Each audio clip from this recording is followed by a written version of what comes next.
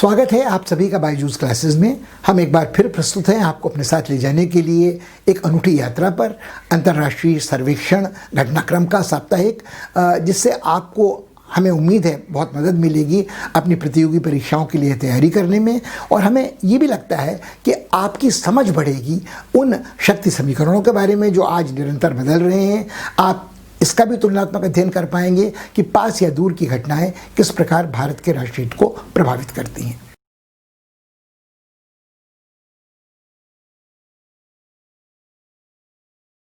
जहाँ तक अमेरिकी महाद्वीप का प्रश्न है, सभी की आंखें केंद्रित रही हैं पिछले दिनों में राष्ट्रपति ट्रंप पर। और राष्ट्रपति ट्रंप का जीवन कुछ आजकल ऐसा है कि जिसके कष्टों का निवारण होता नजर ही नहीं आ रहा है।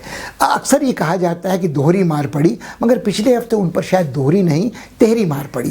पहले तो सर्वोच्च न्यायालय ने उनकी उस याचिका को खारिज कर दिया कि उनके आयकर के जो दस्तावेज हैं उनको अदालत को न सौंपा जाए। अब ये जाहिर है कि गोपनीय रहेंगे, चुनाव परिणाम आने तक इनका सार्वजनिक रूप से प्रकाशन संभव नहीं होगा। मगर ये एक बड़ी विजय उनके आलोचकों की है, जिनका कहना है कि उन्होंने अपने आयकर में जालसाजी की है, घपले घोटाले किए हैं और ये व्यक्ति ऐसा नहीं जिसे राष्ट्रपति पद का उम्मीदवार बनाया जा सकता हो। ये एक पक्ष है।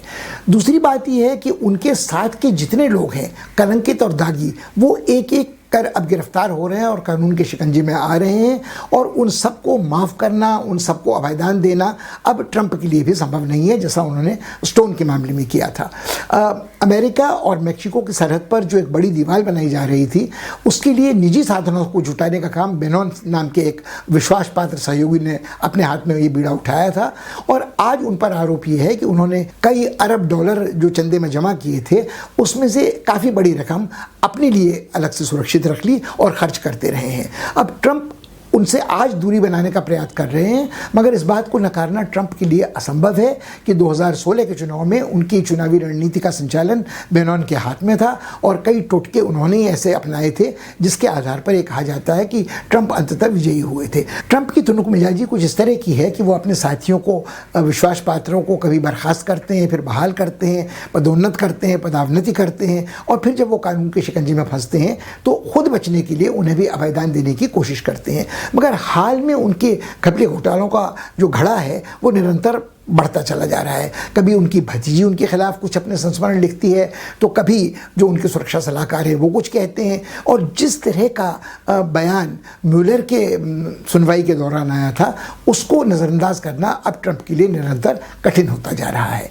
मगर जो उनकी गर्दन को सबसे कड़े शिकंजे में जकड़ने वाली घटना थी, वो सीनेट की खुफिया सुनवाई करने वाली जो समिति है उसकी रिपोर्ट थी। और उस रिपोर्ट ने ये पाया कि ट्रंप ने अपने पिछले चुनावों में, या ट्रंप के जो चुनाव अभियान समिति थी उसका संचालन कर रहे थे, उन लोगों के बड़े निकट संपर्क रूसी खुफिया एजेंसियों से थे, रूसी राजनयिकों से थे। और आज तक ये आक्षेप अनेक बार ट्रंप पर लगाए जा चुके हैं, मगर इन आक्षेपों लांछनों को लगाने वाले व्यक्ति थे। ये पहली बार ऐसा हुआ है कि ये लांछन प्रमाणित और प्रामाणिक माने गए हैं एक उस समिति द्वारा सीनेट की, जहां रिपब्लिकन पार्टी का बहुमत है और रिपब्लिकन पार्टी के सेनेटर अपने राष्ट्रपति पद के उम्मीदवार को बचाने की भरसक कोशिश करते रहे हैं। मगर इस बार लगता है कि जिन लोगों ने शपथ लेकर उनके सामने अपनी गवाही दी है, जिनमें खुफिया के जानकारी रखने वाले विशेषज्ञ हैं, उनका मूल्यांकन करने के बाद उनको ये बात साफ नज़र आ रही है सीनेट की समिति को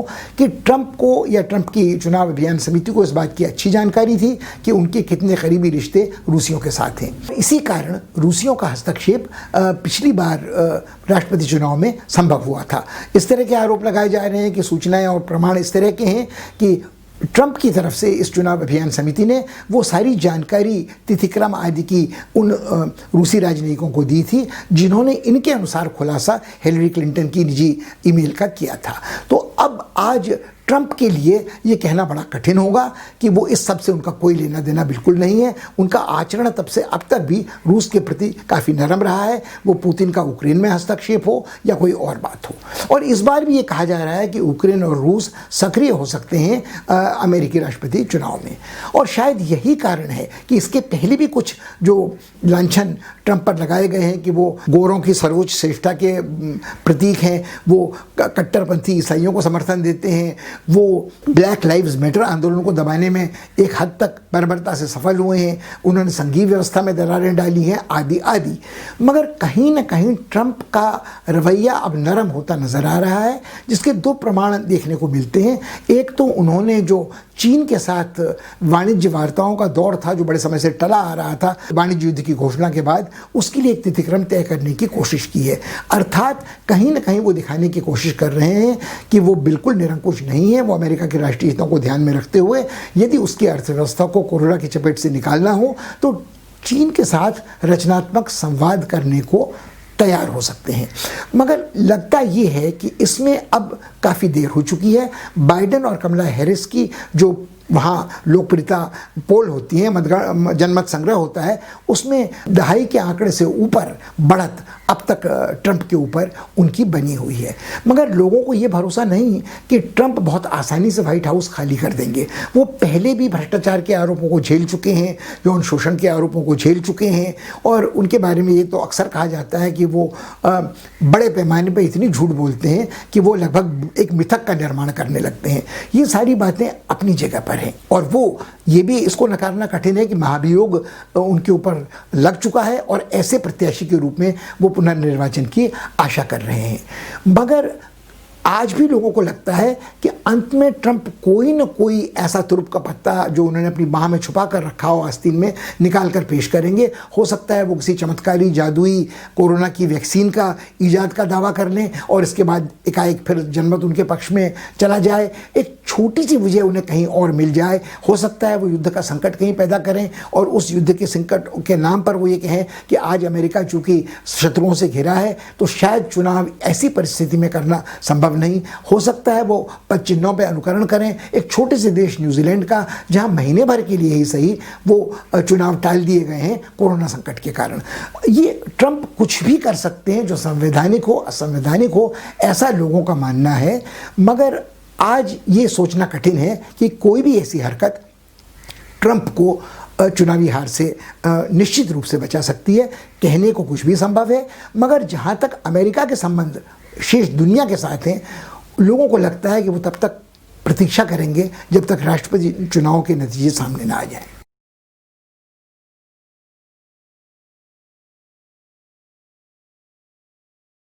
दक्षिण एशियाई महाद्वीप में भारत के लिए पिछला सप्ताह कुछ संतोषप्रद घटनाक्रम के साथ आया। भारत के विदेश सचिव श्रृंगला ने बांग्लादेश की यात्रा की और इस बांग्लादेश की यात्रा में उनका गर्मजोशी से स्वागत किया गया। और जो भारत को शिकायत थी कि भारत की उच्चायुक्त जो वहाँ नियुक्त थी उनसे मिलने का समय शेख हसीना को नहीं मिल रहा था, वो शिकायत दूर हो गई और काफ़ी व्यापक फलक पर बातचीत दो देशों के बीच हुई। और ऐसा माना जा रहा है कि जो बर्फ़ जम गई थी वो एक हद तक पिघलने लगी है। अब स्थिति यह है कि भारत और बांग्लादेश के बीच एक लंबा चलनी जैसा सरहद का विस्तार है और दोनों देशों के संबंध आपस में इतने जुड़े हुए हैं, वो सामरिक हों कि आर्थिक हों कि सांस्कृतिक हों, कि उनमें अंतर करना बड़ा कठिन हो जाता है कई बार कि दोनों के हितों में जब टकराव होता है तो कौन समझौते के लिए पहल पहले करता है, किसको अपने स्वाभिमान को ठेस लगती नज़र आती है। भारत के साथ बहुत अच्छे संबंध शेख हसीना के शासनकाल में बांग्लादेश के रहे हैं।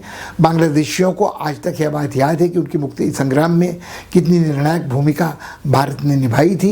मगर हाल के दिनों में कुछ खटास इन रिश्तों में आई है। उसके कई कारण हैं। उसका जो सबसे बड़ा कारण था वो तो मेरे ख्याल में नागरिकता कानून में संशोधन था और उसके अलावा जो राष्ट्रीय नागरिकों के पंजीकरण की बात थी, इन दोनों में कहीं ना कहीं चाहे अनचाहे बांग्लादेश को नाराज़ करने वाली बातें थी। कहीं ना कहीं भारत के कुछ नेता इस तरह की टिप्पणियां की कि जो टिड्डियों की तरह हमारे यहाँ घुस आते हैं, नाजायज घुसपैठिए, उनको मार मार कर सरहद पार खदेड़ दिया जाएगा, वापस घर पहुँचा दिया जाएगा। तो इशारा बांग्लादेशियों को लगता था कि उनके ही नागरिकों के प्रति बात कही जा रही है, जबकि हकीकत यह है कि भारत काफ़ी उदारता से अपने वीज़ा देता रहा है बांग्लादेश के उन नागरिकों को जो ज़रूरतमंद होते हैं। वर्ष में 2-3 लाख वीज़ा तो ऐसे लोगों को दिए जाते हैं जो सप्ताहांत पर या तो ख़रीदारी के लिए भारत आते हैं या इलाज के लिए भारत आते हैं। मगर इस बात को भी नकारा नहीं जा सकता कि बांग्लादेश की सरहद का दुरुपयोग कई ऐसे संगठित अपराधी करते हैं जो न केवल घुसपैठिए हैं, देह व्यापार व्यापार में लिप्त हैं, तस्करी में मादक द्रव्यों की लिप्त हैं, नाजायज़ हथियारों की तस्करी में लिप्त हैं, छुटपुट अपराध की घटनाओं को अंजाम देते रहते हैं। और कहीं ना कहीं पाकिस्तान की जो ISI खुफिया एजेंसी है, यहाँ आने वाले शरणार्थियों के रूप में वो भी छुपकर दखलंदाजी करने के लिए यहाँ पहुँच जाते हैं और फिर वो विलीन हो जाते हैं। तो उनका पता करना बड़ा कठिन हो जाता है कि कौन उनमें से वास्तव में शरणार्थी था और कौन घुसपैठिया अपराधी था। बांग्लादेश को इस बात का एहसास है और बांग्लादेश की सीमा के जो रेंजर्स हैं या भारतीय सीमा सुरक्षा बल के जो सैनिक हैं, उनकी तैनाती इस सीमा पर इसीलिए है कि इस नाजायज़ घुसपैठ को रोका जा सके। मगर जहाँ तक वो नागरिकता कानून में संशोधन की बात थी और जहाँ तक नागरिकों के पंजीकरण की बात थी, वो गुत्थी बहुत उलझी हुई है, क्योंकि कई दशकों से ये इस तरह का आव्रजन भारत के विभाजन के पहले से, लगभग और आधा सदी पहले से चलता रहा है।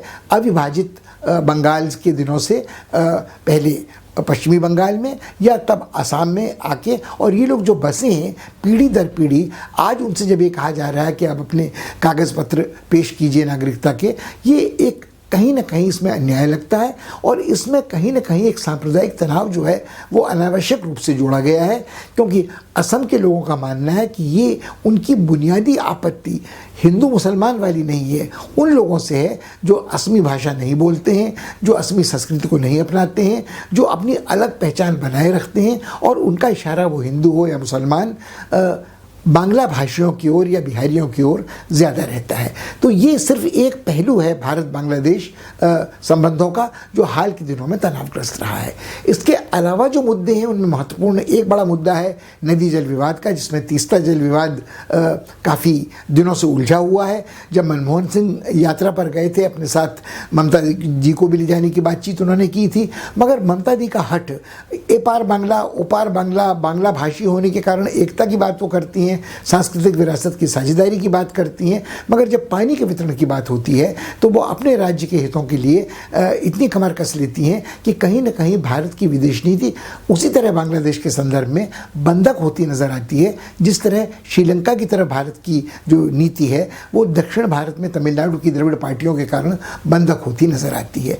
तो इस विवाद का निपटारा इस बार भी बातचीत हुई, मगर संतोषप्रद होने में अभी देर है। और जो विषय बहुत महत्वपूर्ण है उनमें एक विषय है त्रिपुरा से लेकर बांग्लादेश को रेल मार्ग से जोड़ना, जो मोटर मार्ग उसका उच्चीकरण करना, उसको और बेहतर बनाना और लगभग 1350 मेगावाट क्षमता वाले एक थर्मल पावर स्टेशन की स्थापना बांग्लादेश में होना। यदि भारत वैक्सीन का निर्माण करता है तो उस वैक्सीन की साझेदारी बांग्लादेश के साथ निश्चित रूप से होगी। और भारत जो आर्थिक सहायता विकास के लिए बांग्लादेश को देता है वो लगभग 10 अरब अमेरिकी डॉलर की है और भारत द्वारा पड़ोसियों को दी जाने वाली कुछ तकनीकी आर्थिक सहायता का लगभग 1/3 हिस्सा है। मगर यहाँ ये बात भी ध्यान में रखने लायक है कि चीन जब बांग्लादेश को रिझाने की, भारत से अलग करने की कोशिश करता है तो वो ऐसे वादे करता है जो इस सहायता राशि से 3 गुना, लगभग 30 अरब अमेरिकी डॉलर तक पहुंचते हैं। जब इस बार भी ये सवाल उठा और शेख हसीना से पूछा गया कि चीन की जो घुसपैठ आपके देश में हो रही है उसके कारण भारत के साथ संबंधों पर क्या प्रभाव पड़ सकता है, तो उन्होंने बड़े राजनयिक कौशल के साथ इसे इधर उधर छितरा दिया और कहा कि भारत और बांग्लादेश के संबंध इतने घनिष्ठ, इतने आत्मीय हैं, इतने मैत्रीपूर्ण हैं कि उनके साथ जो विषय जुड़े हैं उनकी चर्चा करने से ही हमें फुर्सत नहीं मिली। तो चीन का तो कोई प्रश्न यहाँ तक नहीं आता है। मगर भारत को सतर्क रहने की ज़रूरत है एक और पहलू में कि ये सीधे सीधे भारत और बांग्लादेश के बीच नहीं है, मगर म्यांमार से, जो पहले बर्मा कहलाता था, वहाँ से जो रोहिंग्या शरणार्थी बांग्लादेश आते हैं और फिर बांग्लादेश से भारत पहुँचते हैं, वो भी एक तनाव का कारण बनते हैं। क्योंकि ये भले ही इस्लाम के अनुयायी हैं, मगर इस्लाम में आस्था रखने वाला बांग्लादेश उन्हें अपने यहाँ एक सीमा तक ही शरण दे सकता है। और बर्मा में, म्यांमार में जितना उनका मानवीय अधिकारों का उत्पीड़न हो रहा है, वो राज्यविहीन नागरिक हैं, ये एक गंभीर वंशनाशक समस्या मानी जाती है जो अंतर्राष्ट्रीय अदालत तक पहुँच चुकी है और जिसके कारण ऑंग सान सू की को काफ़ी हद तक अपनी छवि धूमिल करनी पड़ी है। मगर ये चर्चा भारत और म्यांमार के संबंधों से भी जुड़ी है और कहीं ना कहीं भारत और बांग्लादेश के साथ संबंधों से भी जुड़ी हुई है। तो ये इस बार की जो यात्रा थी भारत के विदेश सचिव की, वो काफ़ी संतोषप्रद तो कही जा सकती है, मगर यह मानकर चलना नादानी होगी कि सारी समस्या का समाधान इस एक वार्ता से हो जाएगा। चाहे एक नहीं अनेक शिखर वार्ताएं भी हों, तो ये जो कुछ मुद्दे हैं कि पश्चिम बंगाल के राज्य के हित, वहाँ भी चुनाव आसन्न है, ममता किस हद तक रियायत कर सकती हैं, ममता कितनी हटी हैं, और क्या भारत सरकार, केंद्र सरकार ममता को नाराज़ करने का खतरा उठाते हुए बांग्लादेश के साथ कुछ ऐसी रियायत या समझौते कर सकता है, या अपनी सीमा पर तैनात सशस्त्र सैनिकों को अधिक संवेदनशील बनाने का निर्देश दे सकता है, ताकि तात्कालिक तनाव कुछ सीमा तक घट सकें और चीन को पैर पसारने का मौका वहाँ नहीं मिले।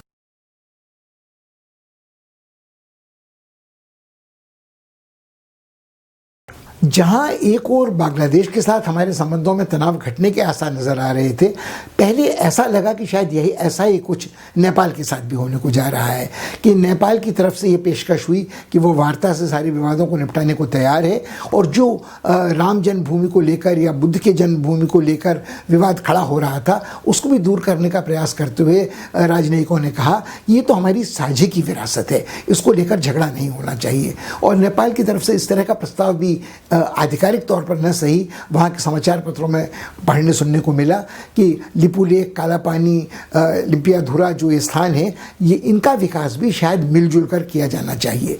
मगर अभी ये आशा जगी ही थी कि धूमिल होनी शुरू हो गई कि नेपाल की तरफ से फिर इस तरह के समाचार सुनने को मिल रहे हैं कि यदि भारत के विदेश सचिव बांग्लादेश जा सकते हैं तो इससे आधा दूरी पर काठमांडू की राजधानी है, वो ढाका के पहले काठमांडू क्यों नहीं आ सकते थे।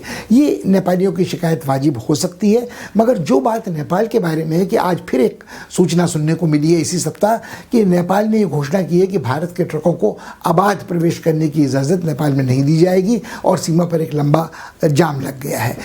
जो असली समस्या नेपाल की है वो आंतरिक समस्या है कि प्रधानमंत्री ओली और प्रचंड के बीच का जब तक विवाद पार्टी में, कम्युनिस्ट पार्टी मार्क्सिस्ट लेनिनिस्ट संयुक्त में नेपाल में नहीं निपटता, तब तक कहीं ना कहीं भारत की ओर उंगली उठाने का मौका नेपाल को मिलता रहेगा।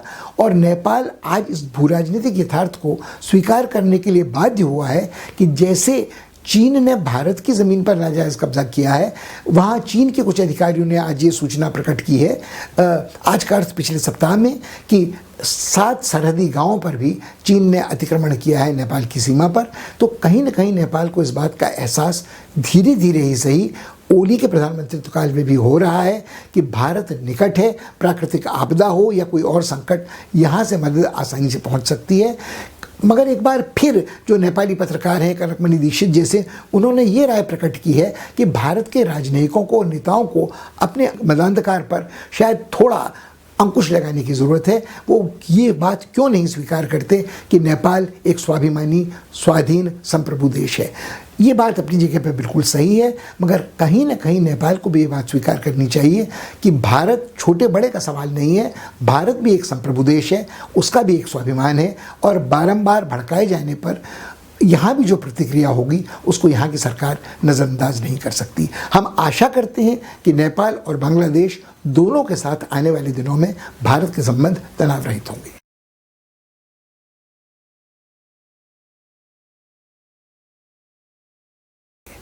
संयुक्त राज्य अमेरिका के उत्तर में स्थित है कनाडा, जिसका विस्तार बहुत बड़े भौगोलिक क्षेत्र पे है, मगर उसके प्राकृतिक संसाधन भी काफ़ी समृद्ध हैं कि तेल, गैस, जंगलाती लकड़ी आदि। किंतु फिर भी उसकी मुसीबतें आज इस घड़ी अमेरिका से कम नज़र नहीं आती। वहाँ के प्रधानमंत्री जस्टिन ट्रूडो भी कई तरह की दिक्कतों से घिरे हुए हैं। सबसे अचानक अप्रत्याशित एक चुनौती का सामना उन्हें करना पड़ा जब वर्षों से चले आ रहे उनके वित्त मंत्री मोर्नो ने इस्तीफ़ा दे दिया। मोर्नो का ये कहना था कि वो 2-3 सरकारों के वित्त मंत्री रह चुके हैं, अब उनकी इच्छा राजनीति में रहने की नहीं है। उन्होंने अपनी संसद की सीट से भी इस्तीफ़ा दे दिया। उनका कहना था कि वो अब अपने जीवन के बचे खुचे दिन, अभी काफ़ी उनकी उम्र बाकी है, वो किसी और क्षेत्र में कोई नई चुनौती का सामना करना पसंद करेंगे और अपने लिए कुछ अपनी रुचि का कोई दूसरा काम करना पसंद करेंगे जो उनको सार्वजनिक जीवन में इतना समय देने के लिए विवश न करती हो। जो आलोचक मोर्नो के और ट्रूडो के हैं उन्होंने तत्काल हमारा ध्यान इस ओर दिलाया है कि ये इस्तीफ़ा इतना आसान नहीं है। शायद ये भी संभव है कि ट्रूडो ने अपने वित्त मंत्री को बलि का बकरा बनाया हो, क्योंकि मोर्नो और ट्रूडो दोनों ही एक घपले घोटाले में लिप्त पाए गए हैं। वो बड़ा एक विचित्र प्रकरण है कि एक वी नाम का गैर सरकारी संगठन था जिसे कनाडा की सरकार ने अरबों डॉलर, कैनेडियन डॉलर अनुदान के रूप में दिए, और इसकी एक बड़ी राशि इस गैर सरकारी संस्था ने ट्रूडो के परिवार को, उनकी मां को, उनके भाई को और वित्त मंत्री मोर्नो और उनकी पत्नी को यात्रा के खर्च के लिए वापस दे दी, जिसे अंग्रेजी में किकबैक कहते हैं। अब आप इसे रिश्वत कहिए, उत्कोच कहिए और कुछ कहिए, मगर ये देखने में अगर जब बात खुल जाए तो बहुत अभद्र और असह्य लगती है। कुछ लोगों ने यह भी इशारा किया है कि ट्रूडो और उनके वित्त मंत्री के बीच में वित्तीय नीतियों को लेकर एक मतभेद शुरू हो गया था। ट्रूडो ये चाहते थे कि कोरोना संकट के बाद कनाडा की अर्थव्यवस्था को पुनः पटरी पर लाने के लिए तेज़ी से पैसा खर्च किया जाए, जिसका मोर्नो विरोध कर रहे थे। मगर ये बात अपनी जगह पर आप अलग रखें। इस समय जहाँ तक उस घपले घोटाले का प्रश्न है, कनाडा की संसद ने, उसकी एथिक्स समिति ने एक जांच आयोग का गठन कर दिया था जो उस मामले की पूरी पड़ताल कर रही थी। अब ट्रूडो और मोर्नो दोनों ही ये माफ़ी मांग चुके हैं कि उनसे कहीं ना कहीं चूक हुई थी इस फैसले को लेकर। हालांकि उन दोनों में से किसी ने भी इस फैसले को जब किया जा रहा था सरकारी संस्था को इतना बड़ा अनुदान देने की, उससे अलग रहने की जो परंपरा है उसका निर्वाह नहीं किया था। तो ये कहते हैं कि विवेकपूर्ण निर्णय लेने में उनसे चूक ज़रूर हुई हो, पर उनकी नीयत में कोई खोट या फेर नहीं थी। मगर ये पहली बार ऐसा नहीं हो रहा है कि ट्रूडो जिस तरह का बड़बोलापन दिखाते हैं, जिस तरह वो अपने को प्रचारित करने की कोशिश करते हैं कि वो समतापूर्ण समाज के लिए संघर्षशील हैं, बार बार उनके भाषणों में उनके पिता के भाषणों की अनुगूंज सुनाई देती है जो 1970 के दशक में कनाडा के प्रधानमंत्री थे, जहां वो कहते हैं कि हम एक न्याय संगत समाज का निर्माण करना चाहते हैं, जहां सभी लोग बराबर होंगे, जहां विविधता होगी, जहां कोई नस्लवादी भेदभाव नहीं होगा, जहां पर्यावरण की रक्षा होगी। तो ये green politics, multiculturalism, pluralism, social equity, सारी बातें, लिबरल, ह्यूमेन, मानवीय विश्व दर्शन अपनी जगह पर ठीक है। मगर जब नीतियों का अनुसरण ट्रूडो करते हैं तो अभी उनके पिछले कार्यकाल में ये हुआ है कि जो वहाँ के आदिवासी रेड इंडियन मूल के लोग थे उनको ये आपत्ति हुई है कि उनके जो शरण थे उनके बीच से पाइपलाइन काटी गई है। ये माना जाता है कि आर्थिक मंदी की चपेट से बचने के लिए जाहिर है कनाडा को भी दूसरे देशों की तरह अपनी प्राकृतिक संपदा का दोहन करना पड़ेगा, चाहे वो तेल हो, चाहे वो गैस हो, चाहे वो जंगलाती लकड़ी हो। मगर कुल मिलाकर कहीं न कहीं थोड़ा क्षय उनकी उस छवि को हुआ है जो पर्यावरण प्रेमी, आदिवासी प्रेमी, समतापूर्ण समाज की स्थापना करने वाला है। अब ये तो हमें स्वीकार करना पड़ेगा कि कनाडा की सारी दिक्कतों के लिए जो कोरोना वायरस के कारण उनके ऊपर आई हैं, ट्रूडो अकेले जिम्मेदार नहीं है। मगर एक जो उनकी रस्साकशी चलती रही है अमेरिका के साथ कि कभी अमेरिका उनके ऊपर कनाडा से होने वाले आयातों पर शुल्क बढ़ा देता है, कभी ये जवाबी उस पर शुल्क, सीमा शुल्क और कर बढ़ा देते हैं। मगर इस लड़ाई से किसी का फ़ायदा हो नहीं सकता। और भले ही हमने शुरू में चर्चा किया था कनाडा के विशाल आकार का, उसके प्राकृतिक संपदा का, मगर कनाडा अगर ये आशा करे कि वो अंतर्राष्ट्रीय राजनीति में, अंतर्राष्ट्रीय संबंधों की दुनिया में पूरी तरह स्वायत्त या स्वाधीन विदेश नीति का आचरण कर सकता है, तो ऐसा संभव नहीं लगता ये है कि एक बड़ा जुआ इस समय ट्रूडो खेल रहे हैं। जस्टिन ट्रूडो जब महीने भर बाद उन्होंने संसद को स्थगित किया है तो संसद की जो जांच समिति इस घोटाले की जांच कर रही थी, हाल फिलहाल ऐसा लगता है कि उसके काम में विघ्न डाल दिया गया है। मगर उस समिति के सदस्यों ने घोषणा की है कि जैसे ही संसद पुनर्बुलाई जाएगी यह समिति अपना काम फिर शुरू कर देगी और गर्दन शिकंजे से जस्टिन ट्रूडो की अभी छूटी नहीं है। जस्टिन ट्रूडो को ऐसा लगता है कि उनके जो दक्षिणपंथी कंजर्वेटिव पार्टी के विरोधी हैं, आलोचक हैं, उनकी तुलना में आज भी उनकी स्थिति मजबूत है। भले क्वेबेक वाले उनसे दूर छिटक रहे हों, मगर एक सीमा तक चूंकि वो फ्रेंच भाषी हैं तो शायद अंततः उनका समर्थन भी उन्हें मिलेगा। ये देखने लायक होगा कि कनाडा कैसे कोरोना संकट, आर्थिक मंदी और ट्रूडो की इस विवेकहीन नीतियों से उबर कर बाहर आता है।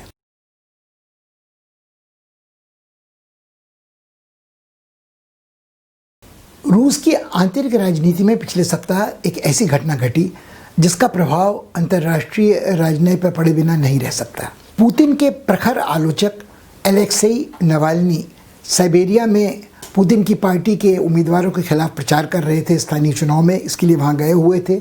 और वहाँ से जब वो मॉस्को लौट रहे थे तो उन्होंने हवाई अड्डे पर एक काली कॉफ़ी का प्याला ख़रीदा और पिया, और उसके बाद जब वो विमान में सवार हुए तो उनकी तबीयत अचानक ख़राब होने लगी। इतनी जल्दी, इतनी तेज़ी से बिगड़ी कि हवाई जहाज़ को एक आपातकाल के लिए एक हवाई अड्डे में रास्ते में उतारना पड़ा और वहीं के अस्पताल में नावल्नी को भर्ती कराया गया। वो सीधे बेहोश हो गए, उन्हें वेंटिलेटर पर रख दिया गया और ये कहा गया कि वो कोमा में जा रहे हैं और उनका जीवन संकट में है। अब नावल्नी यदि कोई साधारण रूसी होते तो इतनी हलचल नहीं मचती, मगर 44 वर्षीय अलेक्सेई नावल्नी वह व्यक्ति हैं जिन्होंने पिछले चुनावों में ये जिगरा दिखाया था कि वो पुतिन के खिलाफ राष्ट्रपति पद के उम्मीदवार बनकर सामने उतरने को तैयार हुए थे और युवा रूसियों का बड़ा समर्थन उन्हें प्राप्त था। एक तरह से वो आलोचना करते रहे हैं पुतिन की पार्टी की, रूस में फैले भ्रष्टाचार की, नौकरशाही के उत्पीड़न की, मानवाधिकारों के हनन की, अभिव्यक्ति की स्वतंत्रता का गला घोंटा जाने आदि की। अब यहाँ पे 2-3 बातें महत्वपूर्ण हैं। उनको उम्मीदवार तो नहीं बनने दिया गया, मगर वो पिछले 8-10 वर्ष से लगभग गले की फांस बने हुए हैं राष्ट्रपति पुतिन के लिए। वो एक ऐसी धुरी बन जाते हैं जिसके इर्द गिर्द पुतिन के सारे आलोचक इकट्ठे हो जाते हैं। अब 2 बातों का उल्लेख यहाँ बहुत ज़रूरी है कि अलेक्सेई नावल्नी की उम्र 44 वर्ष के आसपास है, पुतिन की उम्र 67-68 वर्ष के आसपास है। तो ये कहा जा सकता है कि एक पीढ़ीगत अंतर है और पुतिन उस पीढ़ी के नेता हैं। जब वो प्रकट हुए थे तो उस समय उनका जो करिश्माई प्रभाव तत्कालीन रूसी युवाओं पर था वो आज की उस पीढ़ी पर नहीं है जिसका नुमाइंदा अलेक्सेई नावल्नी को माना जा सकता है। अब दिक्कत ये है कि पुतिन के ऊपर एक और आरोप भी लगाया जाता रहा है कि न केवल वो जनतंत्र का हनन करते हैं, मगर जो भी विपक्षी उनके सामने खड़ा होता है चुनौती देने के लिए, या उनको लगता है कि उनका प्रतिद्वंदी बन रहा है या उनके विरुद्ध आक्रोश को मुखर कर रहा है, उसका वो सफाया बड़ी निर्ममता से करते हैं। वो भले ही उनका कोई सहयोगी गुप्तचर हो, पुराना विश्वास पात्र हो, और जो पसंदीदा तरीका खुफिया एजेंसियों का रूस का है वो एक ऐसे जहर का प्रयोग है जो शरीर में कोई सुराग नहीं छोड़ता, बाज़ार में ये जहर मिलता नहीं।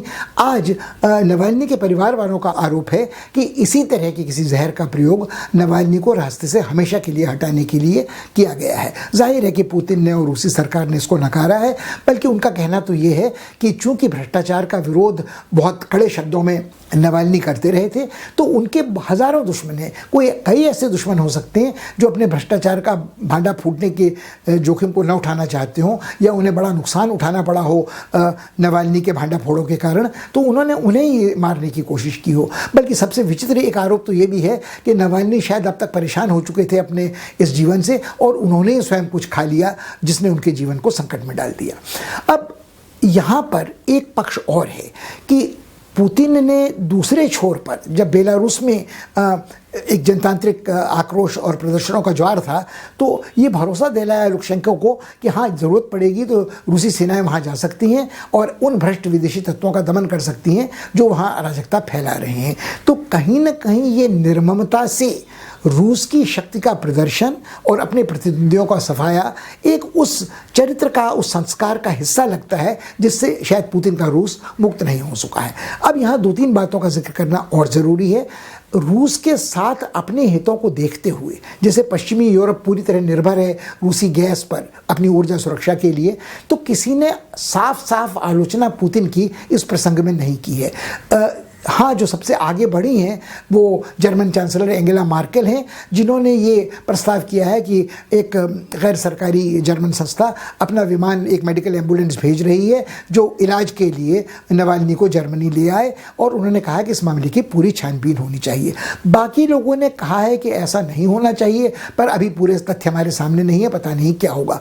इसका फ़ायदा पुतिन को मिल रहा है। अब आप सवाल ये भी उठा सकते हैं कि फिर आखिर रूस ने ये आज्ञा क्यों दी कि नावल्नी को ये विमान जर्मनी इलाज के लिए ले जाए। शुरू में ऐसा लग रहा था वो इसकी इजाज़त नहीं देंगे। जिस अस्पताल में वो भर्ती थे वहाँ के डॉक्टरों ने कहा कि उनकी स्थिति अभी यात्रा करने लायक नहीं है, मगर जब उनकी पत्नी ने कहा कि उनको इस अस्पताल में रखना उनकी हत्या की साजिश को अंजाम तक पहुंचाने वाला होगा और उन्हें सीधे पुतिन से ये याचिका की, अपील की कि मेरे पति को बेहतर इलाज के लिए कहीं जाने दीजिए। तो डॉक्टरों के तेवर तत्काल बदल गए। उन्होंने कहा हाँ, अब नवाल्नी यात्रा के लायक हैं और उनको विदेश ले जाया जा सकता है। भले ही उन्होंने ये भी जोड़ दिया कि उनकी जो स्थिति इतनी ख़राब हुई है वो किसी जहर के कारण नहीं हुई है, बल्कि इस कारण हुई है कि उनका जो शरीर की संरचना है वो कुछ ऐसी है, उसमें अचानक चीनी का अभाव हो गया और वो कोमा में चले गए। नवाल्नी की पत्नी का ये कहना है कि वो 2-3 दिन तक अस्पताल में नवाल्नी को इसलिए रोके रखना चाहते थे कि किसी भी दुर्लभ जहर के जो भी अंश होते हैं वो उनके शरीर में किसी जांच में भविष्य में न पाए जा सकें। अब ये सच झूठ का पता लगाना बड़ा कठिन है। इस समय वो विमान में जर्मनी ले जाए जा रहे हैं। हम आशा करते हैं कि वो उनके प्राणों की रक्षा हो सकेगी, मगर इस तरह से जहर से पहले हत्या लित्विनेंको नामक एक गुप्तचर की पुतिन ने लंदन में की है और सर्जेई स्क्रिपाल और उनकी लड़की पर भी इस जहर का प्रयोग हुआ था, एक ऐसे जहर का जो रेडियोधर्मी था। बाद के तो स्क्रिपाल और उनकी लड़की तो बच गए, पर लित्विनेंको की मृत्यु हो गई थी। तो कुल मिलाकर ये कार्यशैली जो है वो याद दिलाती है उसी सोवियत युग की, जब गुप्तचरों का प्रयोग होता था दुश्मनों का सफाया करने के लिए। वो चाहे जनतांत्रिक मिजाज वाले पत्रकार हों, वो गैर सरकारी संस्था से जुड़े लोग हों, जिसे अंग्रेजी में सिविल सोसाइटी कहते हैं वो हो, या जिन्हें रूस में ओलिगार्क कहा जाता था, बड़े बड़े भ्रष्ट उद्योगपति हों। पुतिन ने कमोबेश सबको हिंसक तरीके से अपने रास्ते से हटाया है। तो शायद पुतिन को एकाएक पूरी तरह बरी नहीं किया जा सकता है, मगर पुतिन को हम आज दोषी मान लें ये भी शायद जल्दबाजी होगी और ये पहेली काफ़ी देर तक उलझी रहेगी।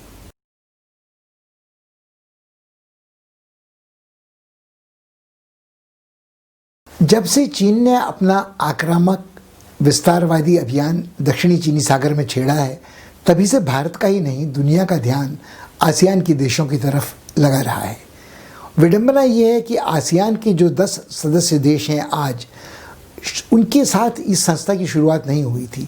संस्था में शुरू में 3-4 देश थे और इसकी कल्पना की गई थी साम्यवाद विरोधी एक ऐसे सुरक्षा संगठन के रूप में जो दक्षिण की ओर साम्यवादियों के विस्तार को शीत युद्ध के चरमोत्कर्ष के दिनों में रोक सके। बाद में एक तत्व इसमें नस्लवादी भी था कि अधिकांश सदस्य इसके मलय जाति से जुड़े हुए थे जो चीनियों के विरुद्ध खड़े किए जा सकते थे। मगर आज का आसियान विडंबना है कि इन 10 देशों के सबसे अधिक करीबी संबंध चीन के साथ हैं और भले ही अमेरिका के साथ भी इनके संबंध फिलीपींस, थाईलैंड आदि के मधुर हैं, मलेशिया, सिंगापुर के, मगर कुल मिलाकर इन देशों का इस क्षेत्रीय संगठन के रूप में सबसे बड़ा आर्थिक साझेदार चीन है और चीन के लिए भी ये दक्षिण पूर्व एशिया के 10 देश महत्वपूर्ण आर्थिक साझेदार हैं। पिछले सप्ताह यहाँ एक देश संकटग्रस्त अप्रत्याशित रूप से देखने को मिला। वह देश था थाईलैंड। थाईलैंड में 1932 से एक सैनिक बगावत के बाद सत्ता के सूत्र वास्तव में सेना के हाथ में ही रहे हैं। चुनाव होते रहते हैं, कहने को यह एक संवैधानिक राजतंत्र है। राजा जो है, वहाँ के शासक जो हैं चक्री वंश के, जो वर्तमान हैं वो 10वें राम कहलाते हैं। वो एक राष्ट्र प्रमुख हैं और राष्ट्र की एकता के प्रतीक हैं और बौद्ध धर्म के अनुयायी और उसके संरक्षक भी हैं। मगर जो असली राजनीतिक सत्ता है वो पर्दे के पीछे से सैनिक अधिकारियों के, जनरलों के पास ही रहती है। चुनाव होते रहते हैं, प्रधानमंत्री आते जाते रहते हैं, कभी लोकप्रिय होते हैं, कभी अलोकप्रिय होते हैं, कभी सेना उनको नामजद करती है, मगर कुल मिलाकर यही स्थिति वहाँ रहती है। इस स्थिति से अभी हाल के वर्ष तक थाईलैंड की जनता को कोई खास आपत्ति नहीं थी। जो राजा थे वो लोकप्रिय थे, उनका परिवार बड़े जनहितकारी कार्यों से जुड़ा हुआ रहता था और उन्हें लगता था कि वो प्रजावत्सल हैं, थाईलैंड के नागरिकों को लगता था। थाईलैंड की अर्थव्यवस्था टिकी हुई है पर्यटन उद्योग पर। ये आज से नहीं तब से है, जब शीत युद्ध के दिनों में अमेरिकी सैनिक जो वियतनाम में थे वो अपने मनोरंजन के लिए, विश्राम के लिए थाईलैंड आते थे और बड़ी मात्रा में पैसा खर्च करके जाते थे। उसके बाद से कुछ थाईलैंड की छवि पर्यटनों के लिए विलास के क्षेत्र की हो गई और लोग यहाँ इसलिए भी दुनिया के हर कोने से आते हैं। प्राकृतिक सौंदर्य यहाँ है, खाना यहाँ अनेक प्रकार का मिलता है और लोगों को वर्जनाहीन आचरण के मौके भी यहाँ मिलते हैं। इसलिए थाईलैंड नक्शे पर, पर्यटकों के नक्शे पर एक प्रमुख आकर्षण केंद्र है। कोरोना वायरस की चपेट में आने के साथ पर्यटन उद्योग लगभग ठप हो गया है, अर्थव्यवस्था में बहुत अप्रत्याशित मंदी आ गई है, लोग बेरोजगार हो गए हैं, महंगाई बहुत बढ़ने लगी है और सरकार के प्रति आक्रोश भी बढ़ने लगा है। इस आक्रोश का एक कारण और है, पुराने राजा अदुल्यतोज भूमिबल के निधन के बाद उनके उत्तराधिकारी वज्रलौंगकरण जब बादशाह बने, वहाँ के सम्राट बने, तो उनकी छवि प्रजावत्सल से ज़्यादा एक कड़क तानाशाही रुझान वाले व्यक्ति की है, जो अपने को संवैधानिक शासक से कहीं अधिक एक निरंकुश सर्वोच्च राष्ट्राध्यक्ष मानता है। उन्होंने कुछ सेना की प्रमुख संवेदनशील नियुक्तियां अपने हाथ में ले ली हैं, कुछ उन्होंने अपने मनपसंद लोगों को पदोन्नत किया है, कुछ जिनसे उनकी नज़रें फिर गई थी उनकी पदोन्नति हुई है, और अधिकांश समय उनका यूरोप में या अन्यत्र ऐसी जगह बीतता है जहां वो भोग विलास की ज़िंदगी बसर करते हैं। और इस कारण कुछ नागरिकों के मन में, खासकर युवाओं के मन में यह आक्रोश है कि ऐसे राजा किस काम के जो संकट के वक्त अपनी सरकार का मार्गदर्शन न कर रहे हों, जनता के साथ सहानुभूति न दिखा रहे हों और अपनी जान बचाकर निरापद कहीं यूरोप में बैठे हुए हों। एक और दिलचस्प बात याद दिलाने की ज़रूरत है कि भले ही संवैधानिक राजतंत्र है और असली शक्ति सेना के हाथ में है, पर सेना पूरी कोशिश करती है कि राजा की कोई आलोचना न हो, राज परिवार की कोई आलोचना न हो। दुनिया में सबसे कड़े कानून शायद, जिसे अंग्रेजी में लेस मैजेस्टी कहते हैं, राजद्रोह के या राज परिवार के अपमान के, वो थाईलैंड में ही है। यदि कोई व्यक्ति राजा की आलोचना करता है तो उसको 15 साल तक के कठोर कारावास की सज़ा दी जा सकती है। और अक्सर कई लोगों ने जो इसके विरुद्ध आचरण किया है, उनको 15 साल की न सही मगर 3-4 साल की कारावास की सज़ा सुनाई गई है। और 2-3 लोगों को दंडित किए जाने के बाद बाकी लोग खुद ही चुप हो जाते हैं। इस बार जो आंदोलन छात्रों द्वारा बैंकॉक में चलाया जा रहा है, पिछले कई हफ्ते से चल रहा था, और वो शुरू हुआ प्रधानमंत्री प्रयुत की आलोचना से, जो कभी सर्वोच्च सेना नायक थाईलैंड के रह चुके हैं, मगर तख्ता पलट के बाद उन्होंने सत्ता ग्रहण की थी, फिर वो निर्वाचित होकर एक नागरिक सिविल प्रधानमंत्री के रूप में प्रकट हुए हैं, मगर अर्थव्यवस्था को आगे बढ़ाने में वो असमर्थ रहे हैं। जो तरह तरह की विषमताएं थाईलैंड में हैं, राजधानी के बीच में और प्रदेशों के बीच में, तटवर्ती इलाके के बीच में और दक्षिणी इलाकों के बीच में, उस पर वो काबू नहीं पा पाए हैं। और जो एक तरह का वर्ग भेद बढ़ता जा रहा है थाईलैंड में, या तो लोग बेशुमार अमीर हैं या फिर बिल्कुल वंचित वर्ग है, बेरोजगारी बढ़ रही है, जो छात्र हैं उन्हें अपना भविष्य अंधकार में पड़ता नज़र आ रहा है। तो कहीं न कहीं एक ये पीढ़ी का अंतर भी है। जो वर्तमान शासक हैं, उन्होंने लंबे समय तक प्रतीक्षा की थी अपने राज्याभिषेक की, वो लगभग 70 की दहलीज पर पहुंचे हुए हैं, और उनके जितने प्रमुख सलाहकार हैं, दरबारी हैं, वो लगभग उसी पीढ़ी का प्रतिनिधित्व करते हैं जिनका कोई संवाद आज की थाई युवा पीढ़ी से नहीं है। तो ये जो आंदोलन शुरू हुए, वो 10,000 छात्र जब जमा हुए जनतंत्र के स्मारक के सामने बैंकॉक में, तो एक अभूतपूर्व घटना थी। उन्होंने बिल्कुल ये जोखिम उठाया कि वो राज परिवार की भी आलोचना करेंगे, संयत शब्दों में ही भले वो आलोचना की गई हो। उन्होंने कहा कि क्यों नहीं, संवैधानिक राजतंत्र में शासक के ऊपर कितना खर्च होता है, इसका हिसाब किताब हमें पता होना चाहिए। हमें ये भी पता होना चाहिए कि अभिव्यक्ति की स्वतंत्रता हमारी क्यों अक्षत नहीं है, क्यों हमारे मानवाधिकार सीमित हैं, क्यों हम दूसरे जनतंत्रों की तरह अपना जीवन निर्भय नहीं कर सकते, क्यों यहाँ निष्पक्ष चुनाव नहीं होते हैं, कब तक सेना पर्दे के पीछे से सत्ता रूढ़ रहेगी। अब पहली चिंता प्रयुक्त की ये है कि उनको लगता है कि हो सकता है कि उन्हें ही बलि का बकरा बनाया जाए। यदि संकट पर नियंत्रण तत्काल नहीं पाया गया तो हो सकता है कि शासक उन्हें ही बर्खास्त कर दें और किसी दूसरे व्यक्ति को प्रधानमंत्री नियुक्त कर दें जो उनकी तुलना में अधिक लोकप्रिय हो, या कम से कम जिसको सेना का समर्थन ज़्यादा प्राप्त हो। और सैनिक नायकों में भी राजनीतिक महत्वाकांक्षा वाले लोगों की कमी नहीं है। तो ये तो एक पक्ष है, और इस पक्ष को जो गंभीरता से जिसके विश्लेषण की ज़रूरत है वो ये है कि भले ही इस आंदोलन का दमन उतनी बर्बरता से नहीं किए जाने की संभावना है जैसा अतीत में कभी कभार किया गया है, क्योंकि ये नई पीढ़ी थाई लोगों की है जो उस आबादी में बहुसंख्यक है, जिनका जन्म लगभग नई सदी के करवट लेने के साथ हुआ था, और जिनकी अभिलाषाएं, आकांक्षाएं और जिनका दुस्साहस अपने पुरखों से बिल्कुल भिन्न है। तो कहीं न कहीं ये बात हमें ध्यान में रखनी होगी। और भले ही यह आंदोलन थाईलैंड की सीमाओं से बाहर और देशों को प्रभावित न करे, मगर थाईलैंड की अर्थव्यवस्था पर निश्चय ही इसका प्रभाव पड़ेगा। और इसकी संभावना कम है कि अब प्रयुक्त ने ये तो कहा है कि वो बातचीत करने को आंदोलनकारियों से तैयार हैं, मगर उन्होंने ये आश्वासन नहीं दिया है कि वो उनकी कुछ मांगों को मान भी सकते हैं। तो ये मेरे ख्याल में थाईलैंड में सेना के लिए, प्रयुक्त की सरकार के लिए और राजवंश के लिए भी गंभीरता से सोचने का विषय है कि किस तरह वो आगे बढ़ सकते हैं अपने देश को शांत सुस्थिर बनाए रखते हुए और बिना स्थिति को अधिक विस्फोटक होने दिए।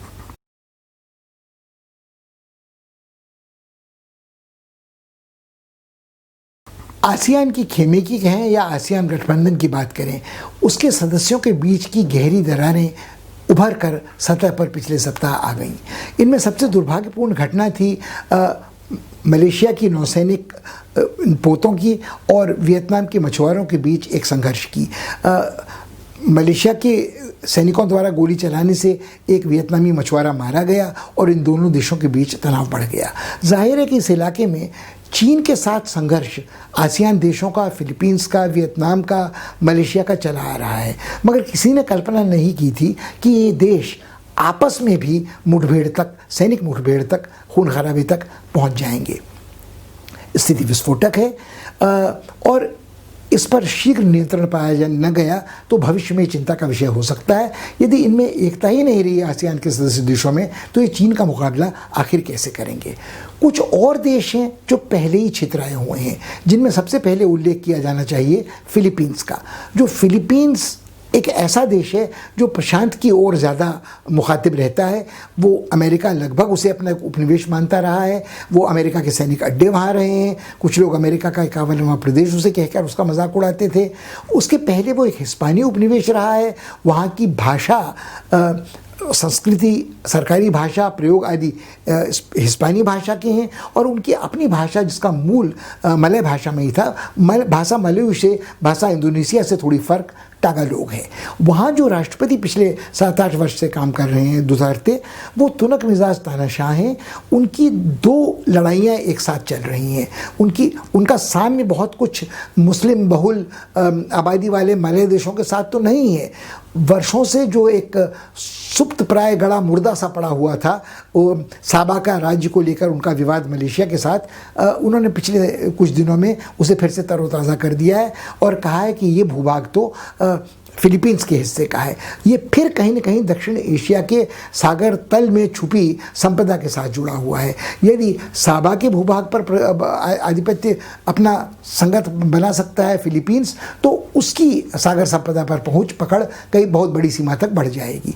फिलीपींस एक ऐसा देश है जिसने चीन के खिलाफ पंचाट का एक मामला जीता है आर्बिट्रेशन ट्राइब्यूनल में, मगर इसके साथ ही दुतर्ते ने अपने हाथ खड़े करते हुए ये भी कहा कि पंचाट का फैसला हमारे हक में हो गया, मगर हम इस पर अमल नहीं कर सकते क्योंकि चीन हमसे कहीं बड़ा देश है, वो हथियारबंद देश है, हमारे पास हथियार नहीं है। तो हमको चीन के साथ मिलजुल कर ही मैत्रीपूर्ण तरीके से रखना होगा। उन्होंने चीन के साथ कई समझौते भी किए, जिनमें एक ये था कि चीन से वो कोविड की वैक्सीन ग्रहण करेंगे रियायती दाम पर और अपने देश की रक्षा करेंगे। उनके दुतारते के इस वक्तव्य ने अमेरिका को चौंका दिया, क्योंकि अब तक वो अमेरिका के संधि मित्र रहे थे और एकाएक उनका चीन की तरफ झुकना कुछ समझ में नहीं आता था। दुतारते की कुछ और बातें उनको कटघरे में खड़ा करती रही हैं। वो 2 लड़ाइयाँ दक्षिणी फिलीपींस में एक साथ लड़ते रहे हैं, एक इस्लामी जिहादी तत्वों के साथ, अबू सयाफ दल के गिरोह के साथ, और एक उन साम्यवादियों के साथ जिसमें उन सबको लपेट लेते हैं जो वामपंथी हैं, समाजवादी हैं, उदारपंथी हैं, उनकी आलोचना करते हैं, उन सबको वो साम्यवादी शत्रु कहते हैं। इसका कोई भेद उनको नज़र नहीं आता जब वो चीन के साथ मैत्रीपूर्ण संबंधों की बात करते हैं। मगर इन 2 लड़ाइयों को जिस तरह से वो लड़ रहे हैं, उनमें बर्बरता के साथ वो कानून का उल्लंघन कर रहे हैं, मानवाधिकारों का उल्लंघन हुआ है, युद्ध अपराधी होने का आरोप उन पर लगाया गया है और उन्होंने फिलीपींस की राजधानी किजोन सिटी, मकाती, मनीला आदि में जो सब मिला जुला एक नगरों का समूह है, वहाँ ऐसे खुदाई खिदमतगारों को, जिन्हें अंग्रेज़ी में विजिलेंटे कहते हैं, कानून अपने हाथ में लेने की इजाज़त दी है कि वो मादक द्रव्यों की तस्करों को, वो वेश्याओं की हत्या करें और कोई रोक टोक पुलिस वालों को या सिपाहियों को गैर कानूनी हत्याओं से, गैर कानूनी मृत्युदंड देने से रुकने वाली नहीं है और इसी के आधार पर वो आज तक बने हुए हैं अपने पद पर। मगर क्या ये अनिश्चित काल तक चल सकता है? क्या उनके खिलाफ भी जनाक्रोश नहीं बढ़ेगा? ये सोचने लायक बात है। तो ये तो बात हुई फिलीपींस की और फिलीपींस के उस दावे की जो मलेशिया के साथ उसके मनमुटाव को आगे बढ़ा सकता है। छोटी सी सल्तनत है ब्रुनेई की, जो साबा और सारावाक के बीच में उत्तरी छोर पे बोर्नियो द्वीप के है, मगर उसके तेवर शुरू से कट्टरपंथी इस्लामी रहे हैं। वो तेल उत्पादक और निर्यातक देश है और वहाँ के सुल्तान मनमौजी किस्म के इंसान हैं, तो उनके साथ कोई दीर्घकालीन रिश्तेदारी राजनयिक होगी ये कह सकना कठिन है। मलेशिया के साथ भारत के संबंध वहाँ भारतवंशियों की बड़ी संख्या में आबादी में होने के बाद भी तनावपूर्ण रहे हैं, क्योंकि क्रमशः इस्लामीकरण, कट्टरपंथी इस्लामीकरण मलेशिया का हाल के वर्षों में हुआ है। अब बचता है एक छोटा सा भूमिबद्ध राज्य लाओस, जिसको भारत यथासंभव सहायता देता रहा है।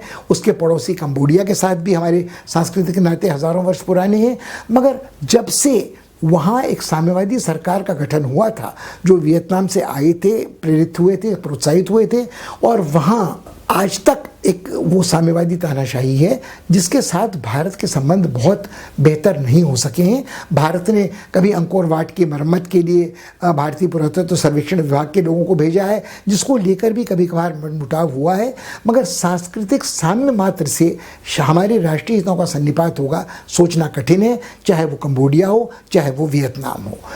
अब एक छोटा देश और बचा रहता है सिंगापुर, जो बहुत सफल देश माना जाता था, नगर राज्य था, जिसका भौगोलिक विस्तार कुछ 100 किलोमीटर वर्ग किलोमीटर तक ही था, जहाँ की आबादी 20 से 30 लाख लोगों से ज़्यादा नहीं थी, मगर वो भारत को बार बार सबक देता था कि सुशासन कैसे होता है। मगर इसकी संपत्ति और समृद्धि जुड़ी हुई थी अंतर्राष्ट्रीय जहाजरानी पर, पर्यटन पर और वित्तीय सेवाओं पर, और कोरोना महामारी की चपेट में ये सब कुछ ध्वस्त होता नजर आ रहा है। तो सिंगापुर के साथ भी सामरिक रिश्ते दीर्घकालीन किस हद तक भारत के लिए संभव हैं और लाभप्रद हैं, इसके बारे में विस्तार से सोचने की जरूरत है।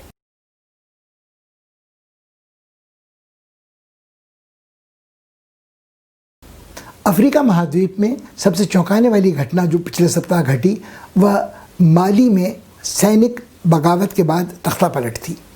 अब कई लोग ये मैं कह सकते हैं कि माली दूर दराज अफ्रीका में कहाँ, जिन्हें दुर्गम प्रांत बसा एक देश है, वहाँ का घटनाक्रम दुनिया को कैसे प्रभावित कर सकता है भला।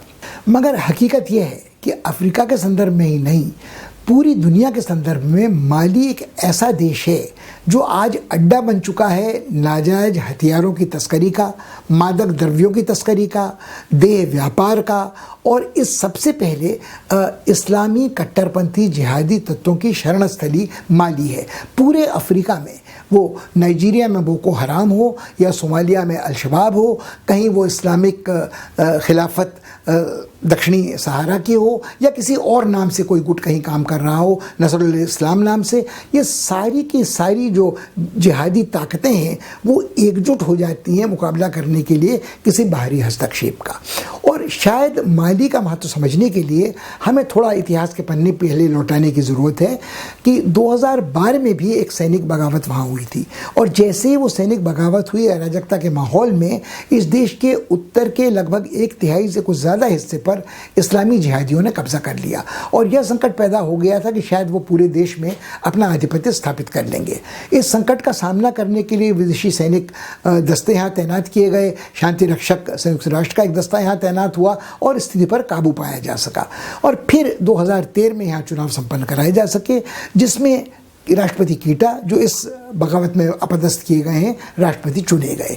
उन्होंने भरसक कोशिश की माली को सुस्थिर बनाने की, माली को इस्लामिक कट्टरपंथियों से अलग थलग रखने की, मगर पूरी तरह वो इसमें सफल नहीं हुए। विदेशी सैनिक सहायता से बगावत को तो रोका जा सका, मगर हुआ क्या कि अर्थव्यवस्था पर कोई भी नियंत्रण उनका नहीं रहा और आर्थिक स्थिति बिगड़ती रही, और ख़ासकर कोरोना संकट के बाद तो ये महंगाई की मार अलग, मंदी की मार अलग, ये स्थिति इतनी बुरी हो गई कि सैनिक टुकड़ियों तक को वेतन देना उनके लिए कठिन हो गया। महंगाई आसमान छूने लगी, और भले ही अफ्रीका में, माली में उनकी जनता बहुत खाकर भी जीवित रह सकती है, निर्भर रहती है, उसे आदत है जड़ी कंद बूटी जंगली जानवरों का शिकार आदि करके खाने की, मगर तब भी स्थिति बहुत विकट होने लग गई थी।